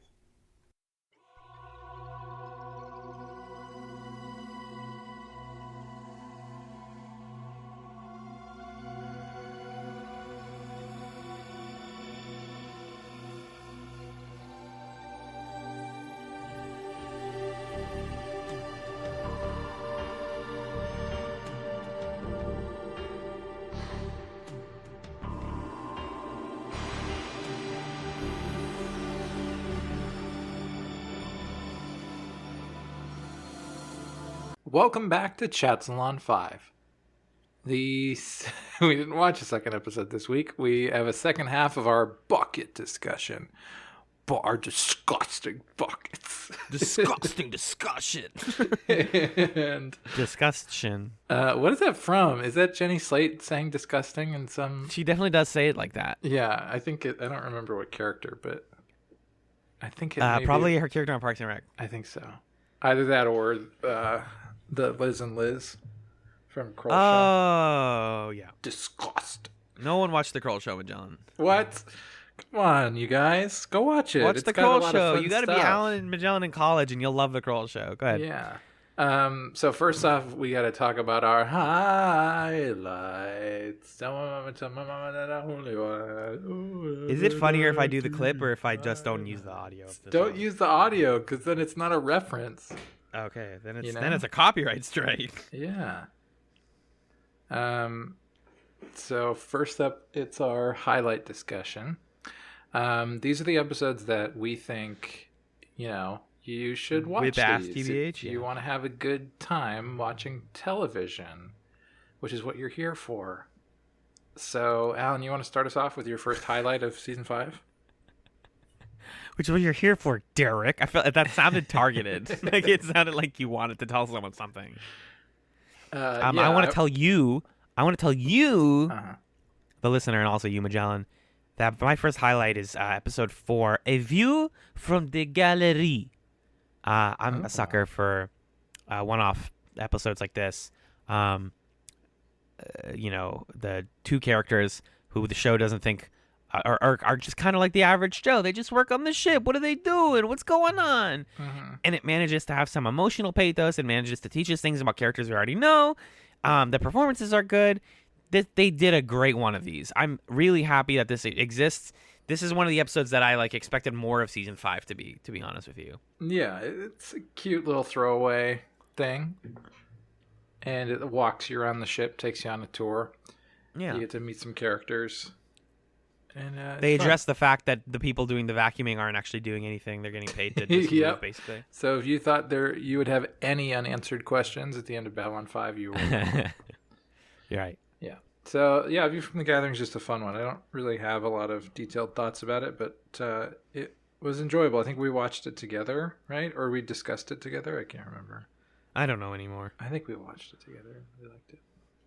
I believe you. Yeah. My first highlight comes from later in the season. It's episode 15, Darkness Ascending. And What happened in it? This one, it's mostly a highlight because it Sorry, hold on. I had a burp. Nice.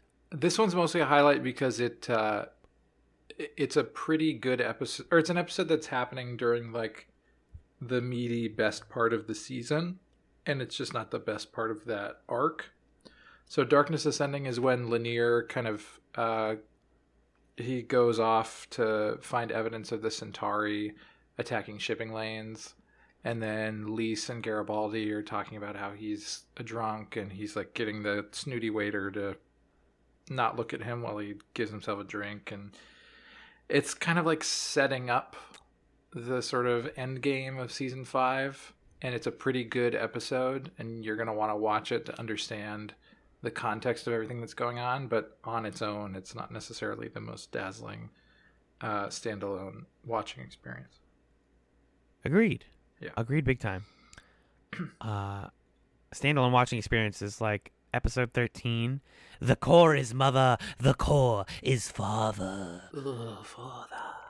I love the telepaths. I want more telepaths, and the show heard me, and they said, here's a Bester episode. The only thing that keeps this episode from being like top tier, god tier, S tier, whatever you want to call it, is the fact that they made Bester horny. Whether or not that's a plus or minus depends on what. They made everyone horny for They made everyone horny towards Bester. True. It's so true. He's just wearing sweaters like a fucking dad in this episode. Yeah. Meanwhile, everyone else is like, or especially like the lady intern, is like, I'll stay in your room with you. And he's like, no, please, I have to do evil things. Mm-hmm. Apparently, Bester was supposed to come to Crusade and didn't end up doing it because the show got canceled really early, which is so sad. But I love Bester. I love getting into the telepath stuff. Obviously, very silly things like seeing the visualization of telepaths fighting as like Vorlon and Shadow lights and like tentacles and shit like that is like kind of silly. But this was and Steven first directed this one, so it's one of those like kind of weirder, one-offy good episodes. I like that we saw an episode from a totally different perspective in the world, not just like a different perspective on Babylon 5, but like a whole different place and a whole different cast of characters with different motives and shared goals. I wish season 5 had done more of this, or at least I wish we'd seen more of these throughout the show. Yeah. So that was that highlight. My second highlight comes from towards the end of the season, episode 19, The Wheel of Fire. So we got a lot of Jakar dealing with his cult of personality. That's pretty delightful. I would say that stuff is probably the best out of what this episode has to offer. And him kind of like becoming increasingly frustrated with his followers is really, really fun. And then the other stuff like Delenn is pregnant. Okay, sure. Sounds good. Lockley helping Garibaldi with his alcoholism is actually, I think, pretty well done. It's just that I always felt sort of strange about that Lockley character development being planted in Day of the Dead, that she like has a past. Right. Just gave her backstory. But I'm glad that it paid off, and I felt like she and Garibaldi had some meaningful conversations in this one. So I think overall Wheel of Fire is like pretty good. I think the best stuff is the Jakar stuff, and then that other stuff is like fine. But the Jakar stuff alone makes this good enough that it's up there for me. He's one of the best. Yeah. Some might say he's the best. My last highlight is episode 17, Movements of Fire and Shadow. This is a big learning episode. I always love the turning point episodes of B5 because they kind of like underline what's really important about the show, both with its themes and like just like, hey, here are the plot lines that matter. The Drakar factor. We've got Lita and Franklin together, which is an odd pairing. We have them on the Drazi homeworld, which I love to see. We get a lot of big moments in this one. And it's an important episode more than it is, just a good episode. But I think the action and where it lies in the season, it succeeds pretty much across the board really well. Mm-hmm. I would say the final highlight episode is episode 21, Objects at Rest. So it's sort of sandwiched in between episodes that we would call essential. Objects at Rest is kind of like, I don't know what you would say. It's kind of like the slower middle chunk of this ending triad of the season. Yeah. And it's like kind of quiet and a little sad because a lot of our favorite characters are gone. Some of them are off in different places. And we get some goodbyes and we see Sheridan and Delenn leave Babylon 5. And then there's just this weird Lanier as being a douchey dude plot that needed to happen, I guess, to fulfill the prophecy. But, it makes the episode not the most fun. True. Yeah, it's probably the most cynical. Maybe not cynical, but it's definitely like the darkest of the final episodes, and that's what keeps it from being an essential. Right, but it is good, Mm-hmm. or it's at least it's in a good and entertaining watch, I think. Yeah, for sure. So those are the highlights, and now we can finally get to the best of the best, the creme de la creme, the cream of the creme, the essential episodes. If you're only going to watch 6 episodes of the whole season, like a crazy guy, First like of all, a why? wackadoo, these are the ones that you should watch, and I can go first. So Please. my first essential is episode 2 of the season, The Very Long Night of Londo Mollari. Ugh. And Ugh. it's a filler episode, I would say. And this is what I was saying before about I would say 2 of my essentials are filler episodes. Mm-hmm. Mm-hmm. So if you're somebody who's saying like season 4 is good because it has no filler, then you're not right. Season 4 is good for other reasons. Because of the oh no. Yeah. But some of season 5 is good because it's filler, like the Core's Mother, Core's Father, View from the Gallery. Those are both definitely filler episodes. And The Very Long Night of Londo Mollari is filler as well. Londo falls into some kind of like coma situation and goes on a bit of a mind quest where he learns that he needs to be a better person and apologize for being evil. And it's just fantastic. And it got us to have a really interesting conversation about like atoning for things and, doing wrong, and is it possible to be a better person? And this episode really represents, I think, the heart of like what makes Londo a fascinating and compelling character throughout the show, and is kind of one of the last moments of triumph and good feeling that you get to have from Londo before he plummeted into Sadsville. Yeah, before he's consigned to his own personal hell. You really do hate to see it. Yeah. But I mean, you don't. It's very fun fantastic. and entertaining. Yeah. Magellan, if you got an episode of a TV show that you were on where you had your own mind quest, what would be kind of the big beats? Like, what would be some of the like sets that you'd visit? Man. I don't know if I'm ready to talk about that right now. I'm going to climb inside your brain live on the podcast. No, you don't have to. Let's not do that. Sure. Let's instead talk about episode 16. And all my dreams torn asunder.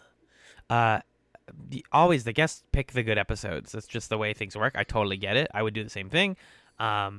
We were welcome to have a guest on All My Dreams Torn Asunder, which is a good episode. Goran Gajic directs. It's a one-off director. Usually the one-off directors tend to be the weirder episodes, and I think this one is more strange in its directorial choices. Like the camera does some weird stuff in this one, but I mean, B5 does tension so fucking well, guys, and I use that term lightly, I guess. You use it sparingly. There's the one. Right. It's just like the way that like Londo and V are figuring out that everyone is plotting against them, and nobody who's plotting against them wants to, but they have to. It's so sad and scary, and Londo lashing out and throwing the papers, and none of this matters, and you want a war, you got a war. Everything's in this episode. Everything that makes like the boardroom frustrations and like tensions, all of it is in this one single episode, and it is a tightly condensed 45 minutes. Right. And it's just like, the thing about this episode is that there are no bad guys that you can see. Like, obviously this is being orchestrated by the Drakh, but it echoes these scenes from early Babylon 5 where Londo is, he's all blustery and he's like, haha, it's wartime, or let me do my speech. But there's no heart in it anymore for him. Everybody's just doing their job and playing their part, and things are falling to pieces. Yeah. When everybody knows that it doesn't need to be this way, and there's something about that that's just like really fascinating and really sad. Mm-hmm. Yeah. My second essential episode is episode 8, Day of the Dead, which, someone could make the argument that it doesn't belong as an essential. I think that it does because it's just weird, and I love weird ones. So you've got Neil Gaiman's on the script, and he's doing some kooky stuff. And I think I just spoke disparagingly about a couple of the plots that follow from this episode, like the Lockley thing, and Lanier getting the prediction from Morden kind of goes in odd places. But there's just something that I really love about the conceit of we're going to have these 4 characters, Londo, Garibaldi, Lockley, and Lanier, each be visited by someone who's going to kind of speak to them in exactly the way they need to be spoken to. And that is the engine just for character development and for emotional moments. It feels very bottle episode-y in a way that, Babylon 5 is almost always on Babylon 5, but it doesn't always feel kind of like closed in and cozy the way that this episode does. Right. And then, of course, Penn and Teller, everyone's they're there, and I love Penn and Teller so much. And I want Penn Teller to be your dad. I want them to be my dad. So, I love it. I would watch it again right now. Yeah. Yeah. That's a one that I could just watch for funsies. Yeah. That's the one. That's the one. I'll do my last essential first, and then you do your last one. Hell yeah. So my last essential is episode 18, The Fall of Centauri Prime. So that is, we mentioned Londo stepping into his own personal hell, and if the very long night of Londo Mollari is his redemption, this is his damnation. Mm-hmm. Damnation as a form of penance, I would say. Like now he's really fully paying the price for all of his actions. He's got the Keeper put on him. He's got to give the scary imperialist guy speech. He's got to march to his solo coronation. It's just bleak. And you can argue it's exactly what he deserves. And you get the dramatic kind of like life flashing before his eyes sequence of clips from throughout the show. If you're a Londo fan, this episode is a must. It'll make you feel some things. Feel it some kind of way. Yeah. It's probably one of the best Londo episodes. Just period. Like if you like that vibe, that's all this. It's just another like concentrated shot of it. Yeah. Sweetie, do I have 2 left or 1 left? Oh, I cut you off. You have 2 left, but they're both after the one that I just said. So yeah, that's fine. My next one is episode 20, Objects in Motion. Again, as Magellan talked about with Objects at Rest, I think motion and the Objects in Motion and Objects at Rest obviously intentionally form a sort of poetic connection with each other, where Objects in Motion is about people understanding why they need to say goodbye and starting to say goodbye and leaving and where they're going. It's about people traveling. It's about people walking and getting in ships and cleaning up behind them and knowing what they're leaving behind and all that stuff. And then Object at Rest is people kind of like sitting amongst the debris. Objects in Motion it resonates more with me because of that motion, of the titular motion. I like seeing people say goodbye. I like that more than the sort of like, and again, it's not in any way to say something negative disparagingly about Objects at Rest. Like I do think that's still a strong episode. It's just that Objects in Motion feels like you are watching these characters make big decisions that are going to last them the rest of their lives before they have to sit in them, which is what Rest is kind of about. And then jumping forward, the most essential, arguably, filmed at the end of season 4. Here it is, folks. It's the series finale of Babylon 5, and our last essential episode. It's episode 22, Sleeping in Light. This is a very like pensive, melancholy episode. It's about a married couple saying goodbye for the last time. It's about a man who's accepted that he's done everything he can do. It's about people putting on their nice clothes and going for a Sunday drive. Mm-hmm. It's about bringing all your friends over for one last dinner and talking about everyone who died. Like, it is such a profoundly like emotional episode that has so little to do with science fiction that it loops around and becomes like this beautiful parable about everything that Babylon 5 is about, you know, about family and about war and how we recover and why we do the things we do. It condenses a lot of those themes into this one like very tight episode. And while I do agree that like this still feels like it sits in the mental headspace of season 4, a really interesting finale, a really like thoughtful, quiet finale. There's no explosions at the end of B5. There is a man going off into heaven and a higher power bringing him there. It's a beautiful one. Yeah, you can't ask for a better ending than that. Truthfully. Yeah. That does that, folks. That's our buckets. Let us know if you agree or disagree with how we bucketed the season. We like doing that, especially for people who don't watch all of B5 and want to know what happened in the show, without listening back to everything. Hey guys, Marcus here. What a wild ride it's been. I discovered you right when I was kind of in a transition point in my life. I'd just quit my job. I was unemployed and kind of rediscovering what made me happy, and pretty high on that short list was Babylon 5. I started watching it again for the first time in over a decade, looked for podcasts, and stumbled, lo and behold, on Chatzylon 5. I think you were just maybe in the 3rd or 4th episode of season 1. It couldn't have been any more perfect. I'd always heard of people finding their group, finding their podcast, their niche for whatever they were passionate about. I'd been to a viewing of the Psych movie for that obscure procedural comedy TV show with my fiance, and everyone there with their pineapples and their inside joke Psych swag. And I was like, man, I want this for something that I love. And honestly, discovering the two of you and what you've been doing gave me that feeling in a way I've never had before.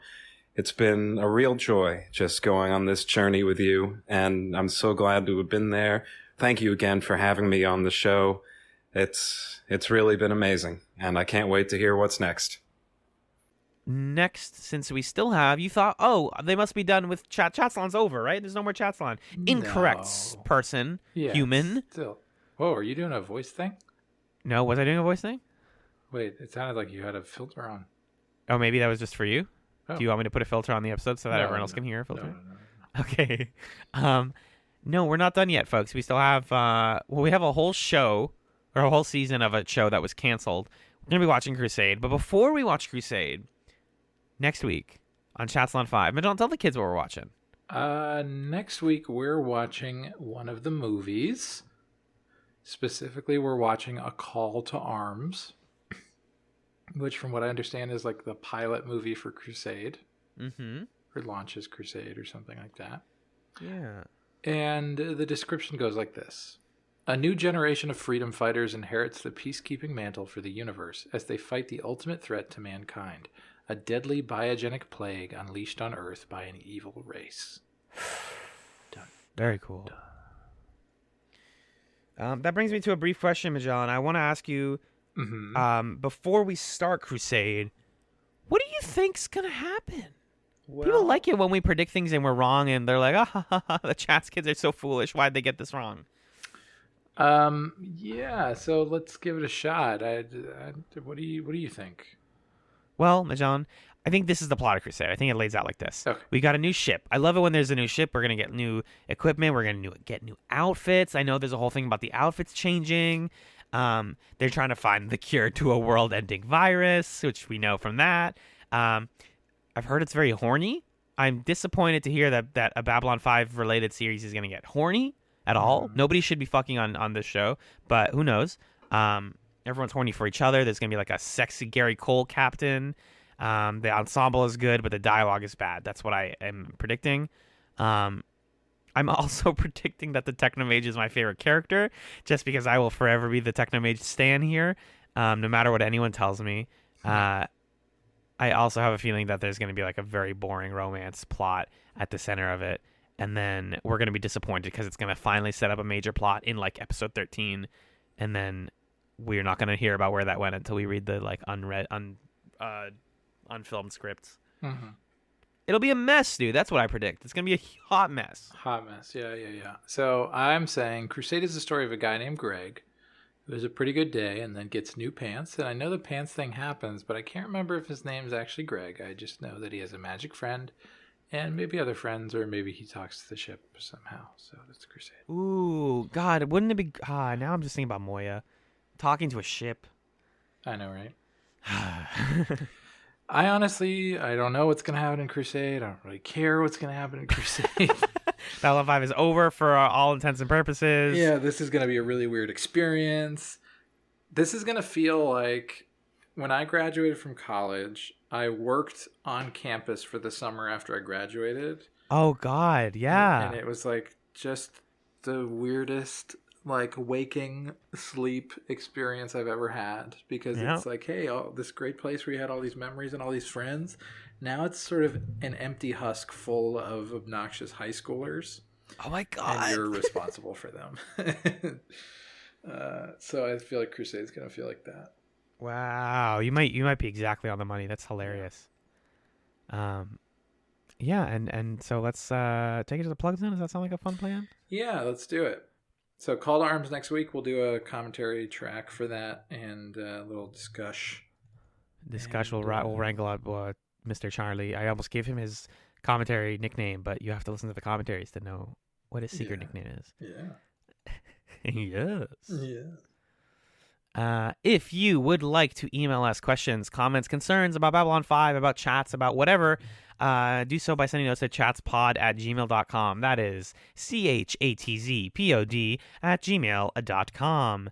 We're also on Twitter at chatspod. You can send us DMs, where our DMs are open. You can send us comments there. Follow us for updates about the show. As always, it doesn't just have to be for a finale. If you want to send comments by voice, we'll play those on the show instead of reading emails. That's always fun. It mixes things up. If you have a microphone and you can keep a comment under 2 minutes, I don't see why I wouldn't play it. I don't see why I wouldn't do it. We want to get the show out there. Please consider rating us on iTunes and telling your friends about chats. We love getting new listeners and getting new listener emails and comments because those people rule, as well as all of our regular standbys.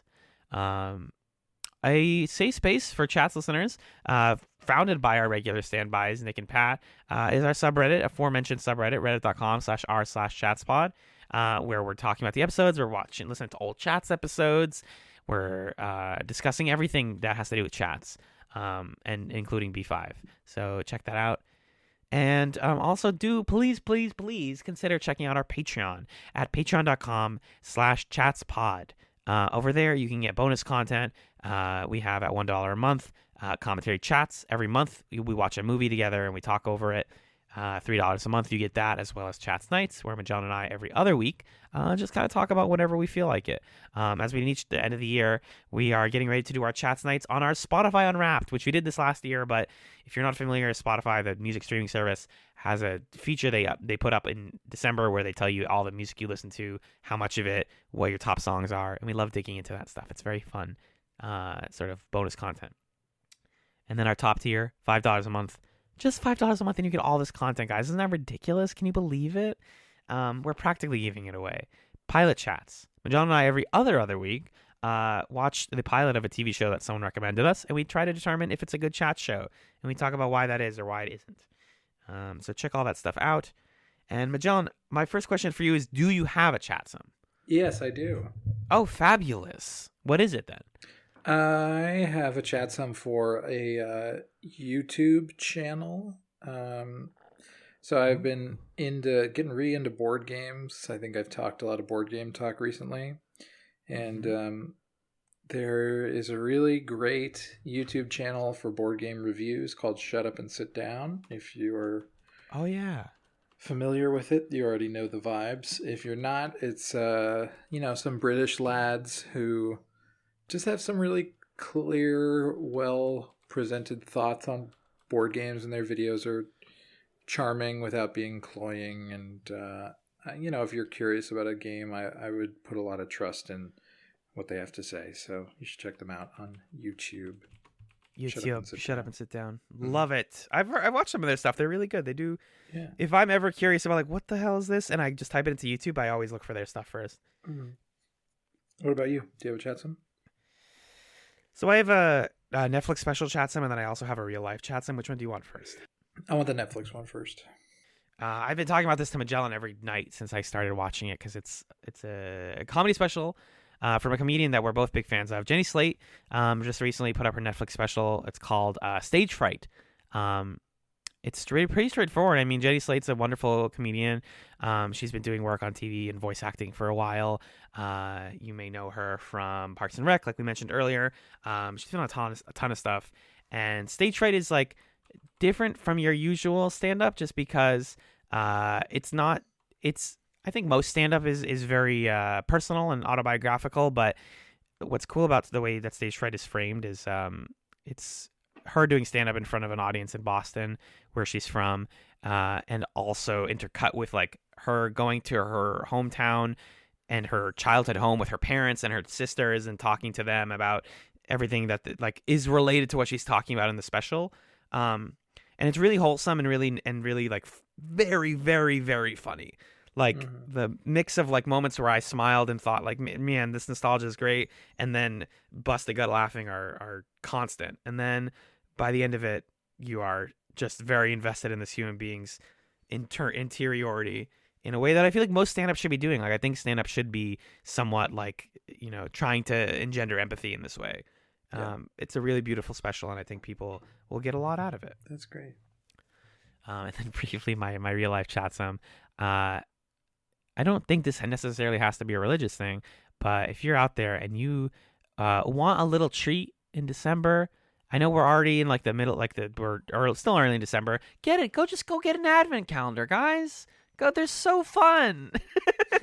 It's like you think about this. You pay like $3 or whatever, and you get a big hunk of plastic with a bunch of chocolate in it. And every day you get to open one piece and you get to eat one chocolate. And you can be like everyone else and be like, I'm going to eat all the chocolate at once. Mahaha. But like, if you're going to do that, just go get like a Snickers bar, bud. The fun of an advent calendar is like developing that discipline. And like, it is really exciting for me to wake up in the morning and be like, I go downstairs because it's not in my room. It's like in my bedroom is separate from my chill room here. I go downstairs and I'm like, ooh, chocolate time. Good morning. And just get like a little treat. Get something to get you up in the morning. That's what I'm here to recommend. Go snag yourself either an advent calendar or something like that. That's just like a thing to open up or do every day. Yeah, that sounds delightful. Indeed. I want to ask these questions at some point. I've been thinking about like how we're gonna do the who are you and what do you want questions. But I think that I'll just have to we'll start thinking about those, and then we'll try to answer them by the end of Chatzylon 5. But these are the big philosophical questions that I want you to think about. Let's chew on them and then chew on them at the Applebee's together. Fabulous. Yeah. Magellan, thank you for being the rock to my hard place. Thank you for being the hawk to my rard place. And thanks so much once again for listening to this episode of Chatzylon 5. Peace. Hey, Magellan and Alan, it's Stefan. I thought I would record my thoughts for the closing summary episode of B5, and sorry I couldn't get it to you sooner. It's been a crazy week for me. So there's a couple of things that come up, and I really, enjoyed being a part of the chats season, and I've enjoyed listening to your guys' thoughts and hearing you sort of grow with your thoughts as the series has gone on. One of the things that really resonates for me is that Babylon 5 was about friends, because when I first watched this, when I was a young person, I found friends through Babylon 5, and I found them at school, and it was sort of like, you had to watch PTEN on this borrowed time on Fox, and it was just not something you knew about. People had to find it, and we found each other, and when that was one sort of big part of it. And then we found each other again as it moved to TNT and kept talking about it, and it was just a big part of, did people know what Babylon 5 was? And, through this, I feel like, I've gotten to know you guys, listening to you, and I found the Chats podcast because I was looking for a Babylon 5 podcast. And then I found, Scape Chats and other pieces of your show that I really enjoyed. And, it's gotten me part of a community again, and that's through Babylon 5, and that's been pretty cool.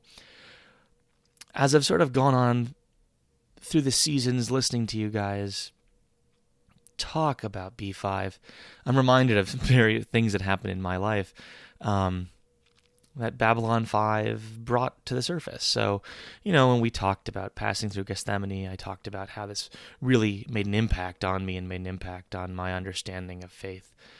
And I remember now when I was a graduate student and the Bush administration was finally coming to a close, and I remember thinking, I wonder, would George Bush declare martial law to prevent Barack Obama from taking his rightful place as the President of the United States? I remember thinking this in October of 2008.